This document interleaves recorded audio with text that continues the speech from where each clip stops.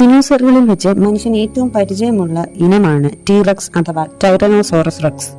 ഏറ്റവും അധികം ഫോസിലുകൾ കണ്ടുകിട്ടിയിട്ടുള്ളതും ഈ ദിനോസറിന്റേതാണ്. ടീറക്സ് എന്ന പേരിന്റെ അർത്ഥം ഏകാധിപതികളായ ഉരകങ്ങളിലെ രാജാവ് അഥവാ കിങ് ഓഫ് ദ ടൈറൻ റെപ്റ്റൈൽസ് എന്നാണ്. ഈ പേര് ഗ്രീക്ക് ലാറ്റിൻ ഭാഷയിൽ നിന്നും ഉടലെടുത്തിരിക്കുന്നു. സിനിമകളിലും കഥകളിലുമൊക്കെ ഏറ്റവും അധികം നിറഞ്ഞു നിൽക്കുന്നതും ടീറക്സ് ആണ്. വലിപ്പത്തിലും അക്രമ സ്വഭാവത്തിലും വളരെ മുൻപന്തിയിലാണ് ഈ ദിനോസറുകൾ. ടീറക്സിന്റെ ജന്മദേശം ഇന്നത്തെ വടക്കേ അമേരിക്കയായിരുന്നു. ദിനോസർ യുഗത്തിന്റെ അവസാനം വരെ, അതായത് ഏതാണ്ട് 6.5 കോടി വർഷം മുമ്പ് വരെ അവ ജീവിച്ചിരുന്നു. പക്കമേറിയ പിൻകാലുകളുള്ള ടീറക്സിന്റെ 2 കാലിലും 3 വിരലുകൾ വീതമുണ്ട്. ഓരോ കാലും 3 മുതൽ 4 ടൺ വരെ ഭാരം താങ്ങിയിരുന്നു. ടീറക്സിന്റെ ബാലൻസ് നിലനിർത്തിയിരുന്നത് കട്ടിയുള്ള നീണ്ട വാലാണ്. ഇന്നോളം കണ്ടെടുത്ത പല്ലുകളിൽ ഏറ്റവും വലുത് ടീറക്സിന്റേതാണ്.